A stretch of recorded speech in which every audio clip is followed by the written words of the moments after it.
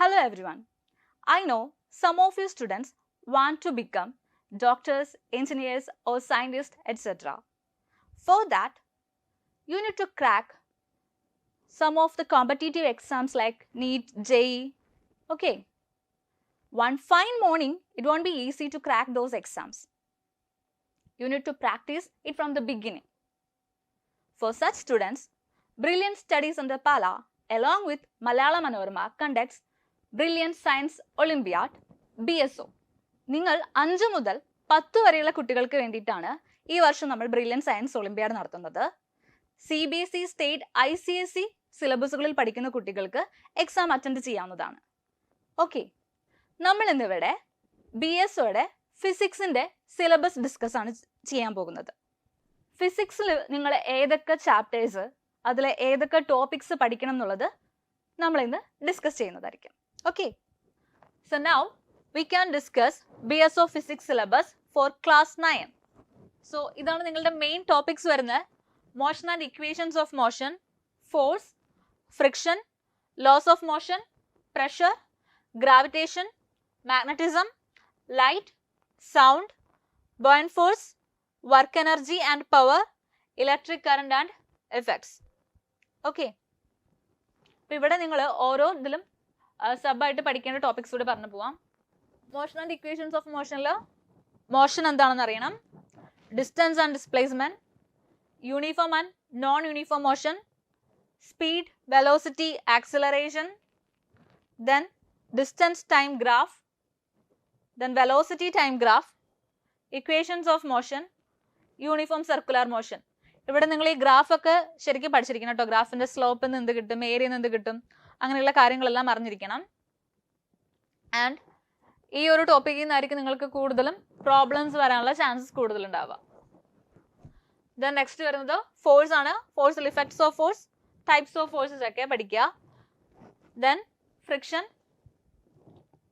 What is friction, cause of friction, types of friction, advantages and disadvantages, how to increase and reduce friction. Then വരുന്നതാണ് laws of motion. അവിടെ നിങ്ങൾക്ക് inertia, momentum, first law of motion, second law of motion, third law of motion, impulse. അതായത് law statement അറിഞ്ഞിരിക്കണം. അത് നമ്മൾ കുറച്ച് equations കിട്ടുന്നുണ്ടായിരിക്കും. Okay, അപ്പോൾ ആ കാര്യങ്ങളെല്ലാം അറിഞ്ഞിട്ടുണ്ടായിരിക്കണേ. Then pressure, thrust and pressure, pressure in fluids, Pascal's law and its applications, atmospheric pressure, measurement of atmospheric pressure. അടുത്ത വരുന്നത് ഗ്രാവിറ്റേഷനിലാണ്.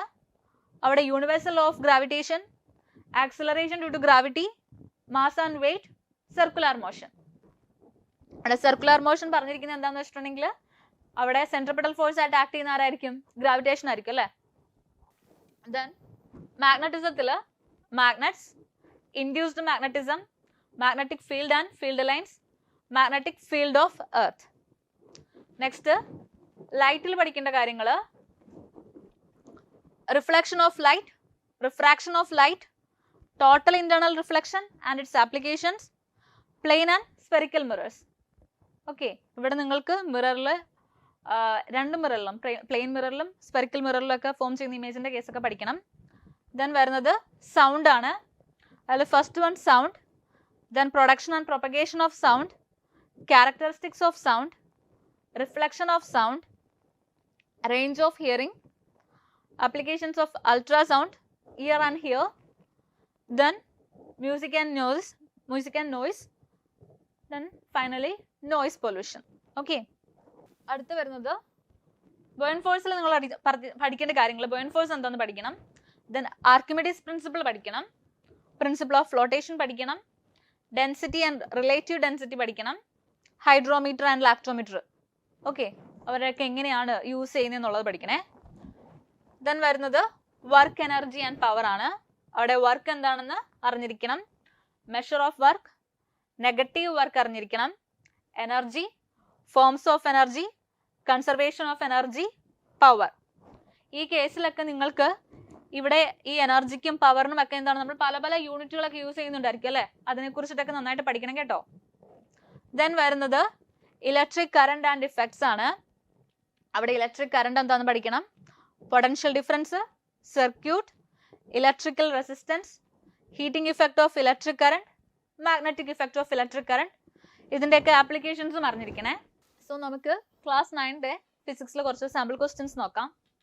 First one, A body starts from rest and moves with uniform acceleration.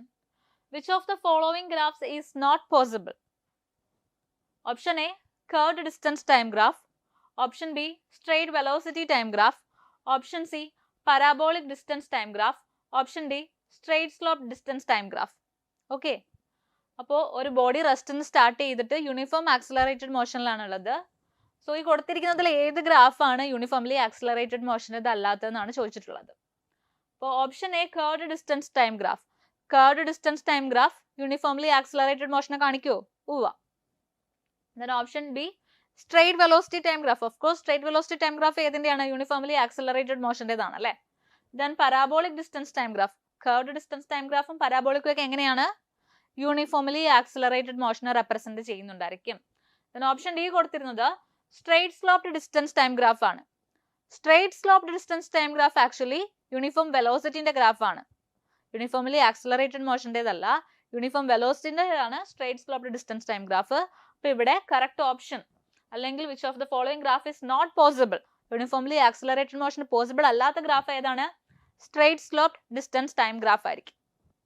Then a ball is tied to a string and whirled in a circle.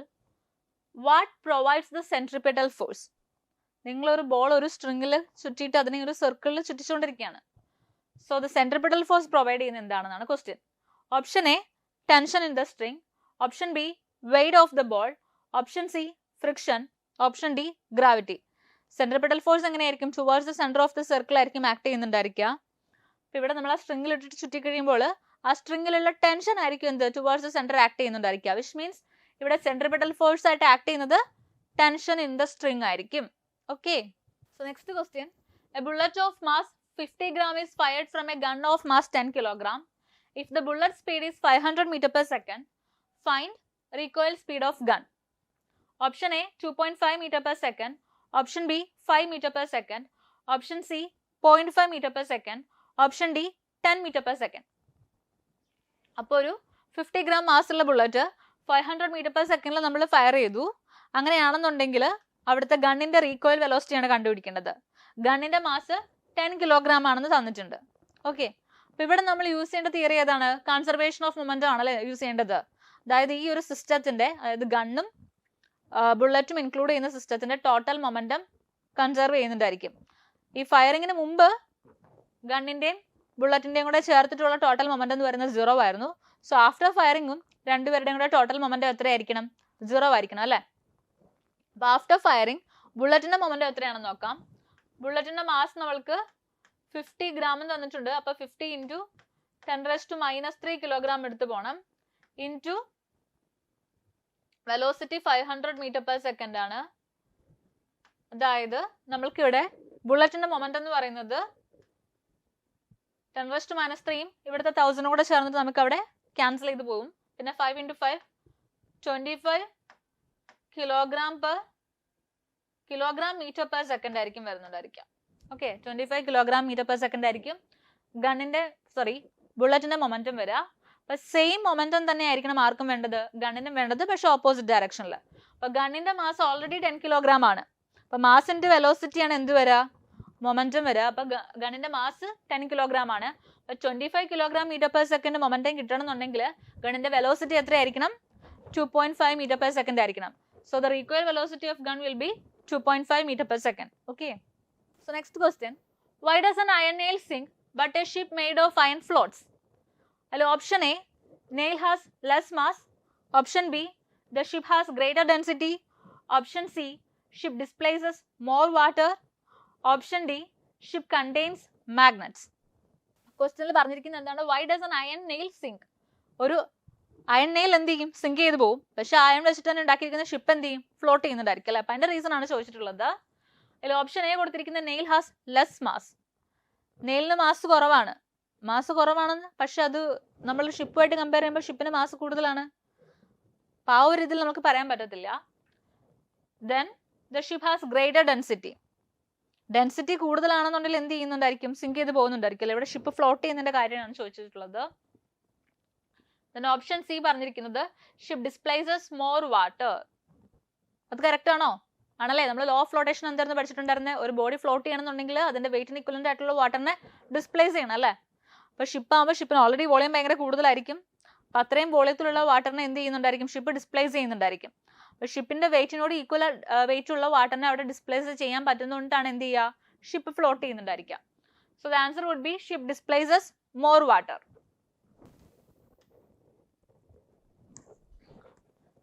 Then why can't sound travel in space? The option A is space is cold. Option B, there is no medium. Option C, gravity is zero. Option D, vacuum pushes sound away. ഇവിടെ പറഞ്ഞിരിക്കുന്നത് why can't sound travel in space? എന്തുകൊണ്ടിട്ടാണ് sound സ്പേസിലൂടെ travel ചെയ്യാത്തത്? Space is cold ആണോ? then there is no medium.